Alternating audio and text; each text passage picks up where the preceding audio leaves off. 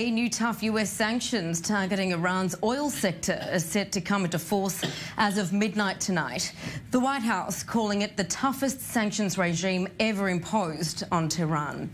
Now, a defiant Iranian president saying the United States will not achieve success as the country braces for the impact of what's set to be an enormous knock to its already crippled economy.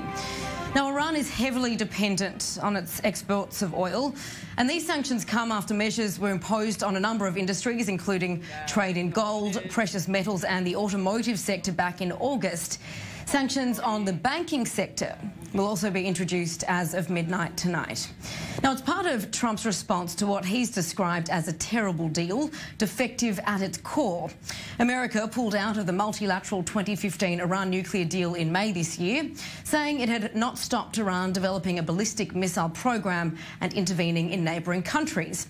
Now, the 2015 deal saw strict controls placed on Iran's nuclear program in return for the lifting of a wide range of sanctions. Now, those lifted sanctions are being unilaterally reimposed by the United States. And joining me in studio for further insight, Director of Arms Control and Regional Security Program at the INSS, Dr. Emily Landau, and Iran lecturer at the Interdisciplinary Centre Herzliya Meir Javedanfar. Pleasure to have you both with us. Thank you very much. Dr. Landau, will the sanctions, do you believe, hurt the people of Iran more than impact Iran's policy?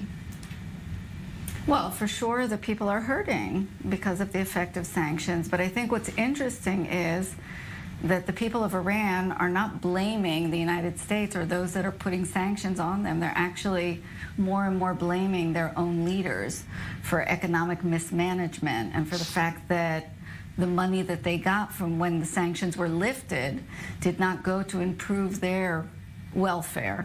Rather, it was going, it seems, more to support what we know, the support for terror, what was going on in Syria. And in the demonstrations earlier this year, they even gave expression to the fact that, you know, we want to see the money here in Iran, not in Lebanon and in Syria. But I think the objective, obviously, of the Trump administration is not to hurt the Iranian people. The objective is to hurt the regime. Is the idea not to hurt the people and hope that they will try and topple their current leadership? No, I think it's to go directly to the leadership. That's what we saw in 2012. I mean, we already have experience with biting sanctions that came in 2012, and they actually were what pushed the regime to agree to the negotiation back in 2013.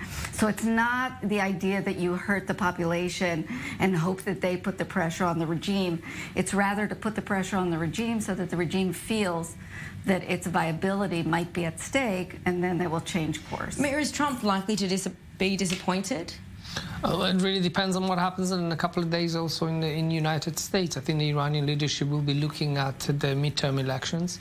If he does badly, then that they will try to just survive the next 2 years. And because of the fact that Trump hasn't been able to bring Iranian oil exports to zero, they could survive. Is that not the idea that they're not going to do that straight away, to bring the oil exports to zero? Is that part of the strategy? They can't do it because it will make the oil prices go crazy. There's not enough suppliers, and it will hurt Trump's popularity also for the elections. And they've already given exemptions, so we know that it's not going to be zero. So Iran will be able to export for at least 1 million barrels of oil, which, look, the economy will suffer. I think the GDP will fall, but will they survive? I think for the next couple of years they will survive. But if Trump does well in the midterms, and if he wins again as president, then I think Iran's going to be very concerned. There are also domestic economic indicators, which I'll explain in the later part of the show. Okay, well, Dr. Landau, what is then the impact of this decision then? If we're not quite sure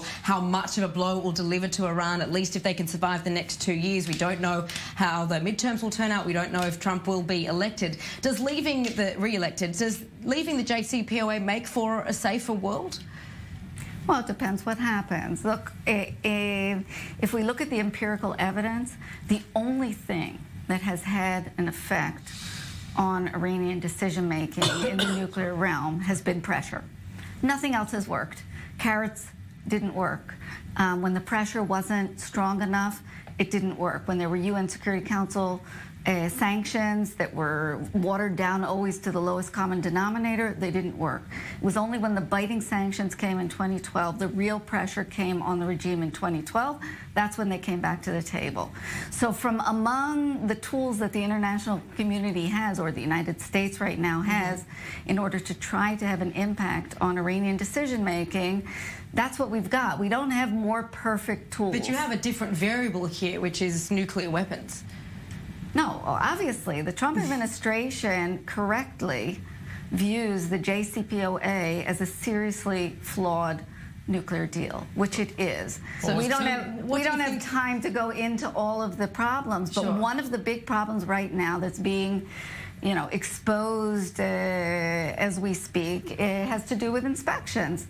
Not inspections at the nuclear facilities. There, the inspections are fine, but they were fine even before the JCPOA. But at the non-nuclear facilities, military facilities, facilities that there are suspicions that Iran was conducting military work, it was more than suspicions. There's knowledge that they were conducting it from the nuclear archives, and suspicions that things might still be continuing.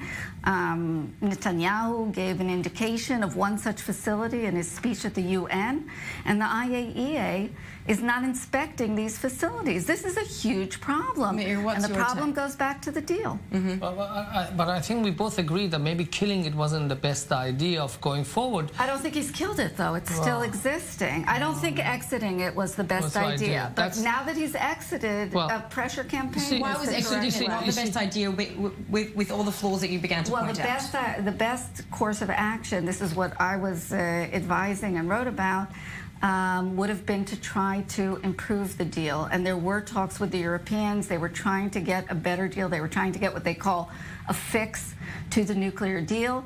These talks broke down, unfortunately, in April, which led to Trump's decision. But, if we look back at Trump's speech in January, that's what he was talking about, improving the deal. And there were things that could have been done to improve it without leaving it. Well, I actually think that leaving the deal made Israel less safe. And I tell you why, this is a very important case here. What Netanyahu showed in Torghozabad, in that place where they said that there's, according to the JCPOA, it would have just taken one country from the 5+1 to request access to that.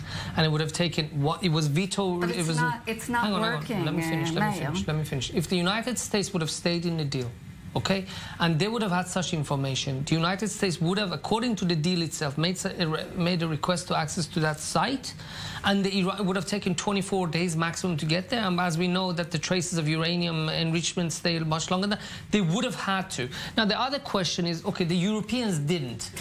Do the Europeans want Iran to have nuclear weapons? So why are they not asking for inspections? Why are they not demanding inspections? Maybe, again, because it is an issue, but maybe because not every trace of radioactivity is nuclear weapons. We are racing against the clock, so I want to ask, if this does not generate the fix that Trump is hoping for, then what? Well, we'll have to see. International politics is not a place where you can have clear answers always, for every policy that you adopt. I think this is the best course of action right now in a very unfavorable situation. Iran is very advanced in the nuclear realm. We're not at a good place right now. But in this, rather unfortunate place where we are, I think the direction that they're taking has the best chance of succeeding, but it might not succeed. Briefly, Meir, are we in a dangerous position here? The JCPOA is dead, so we are in a very high-risk, high-reward strategy. If Trump can get his way, and if he can get something much better, then yes. But again, it's very high risk, because it could be that he's not elected, he's not re-elected, it could be that he's impeached, and then it's going to be much worse for the state of Israel. So I would have preferred for the deal to stay, but right now we are where we are, and it's a very high risk, high reward for Israel. Meir Javedanfar, Dr. Emily Landau, thank you for those perspectives.